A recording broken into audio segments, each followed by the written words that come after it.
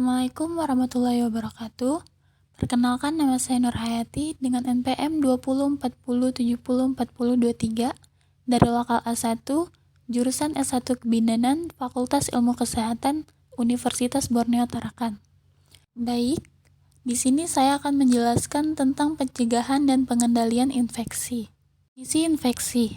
Infeksi adalah proses invasif oleh mikroorganisme dan berproliferasi di dalam tubuh yang menyebabkan sakit. Infeksi adalah invasi tubuh oleh mikroorganisme dan berproliferasi dalam jaringan tubuh. Infeksi berkembang biaknya penyakit pada hospes disertai timbulnya respon imunologik dengan gejala klinik atau tanpa gejala klinik. Manusia host atau penjamu. Penyakit agen. Transmisi kuman adalah proses masuknya kuman ke dalam penjamu sehingga timbul radang atau penyakit. Jadi, infeksi disebabkan oleh yang pertama bakteri, melalui udara, air, tanah, makanan, dan cairan tubuh. Kemudian yang kedua virus, berisi asam nukleat, berada dalam sel hidup untuk diproduksi. Yang ketiga fungi, termasuk ragi dan jamur. Yang keempat parasit, protozoa, cacing, dan arthropoda. Kemudian yang kelima, Rickettsia. Kemudian rantai infeksi. Komponen yang diperlukan untuk mengetahui rantai penularan adalah yang pertama, agen infeksi. Adalah mikroorganisme yang dapat menyebabkan infeksi. Pada manusia, agen infeksi dapat berupa bakteri, virus, jamur, dan parasit. Kemudian yang kedua, reservoir, atau tempat di mana agen infeksi dapat hidup, tumbuh, berkembang biak, dan siap ditularkan kepada orang.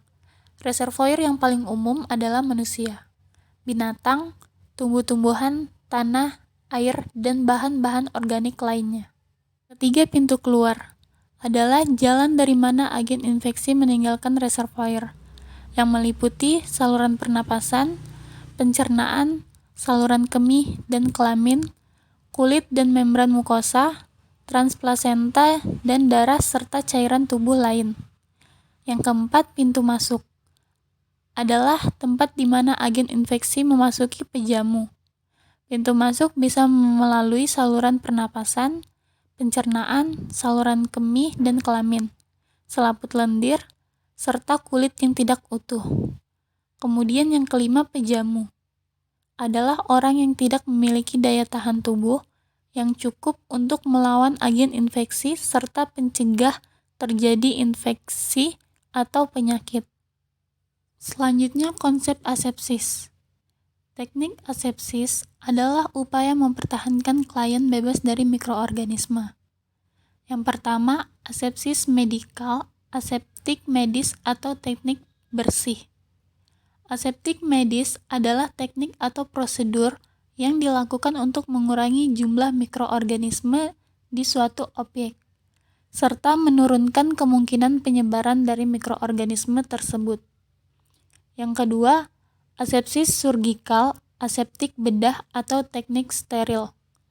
Aseptik bedah atau teknik steril termasuk prosedur yang digunakan untuk membunuh mikroorganisme dari suatu daerah atau objek. Kemudian, transmisi mikroorganisme. Yang pertama, transmisi langsung, direct transmission. Penularan langsung oleh mikroba patogen ke pintu masuk yang sesuai dari penjamu. Yang kedua, transmisi tidak langsung, indirect transmission.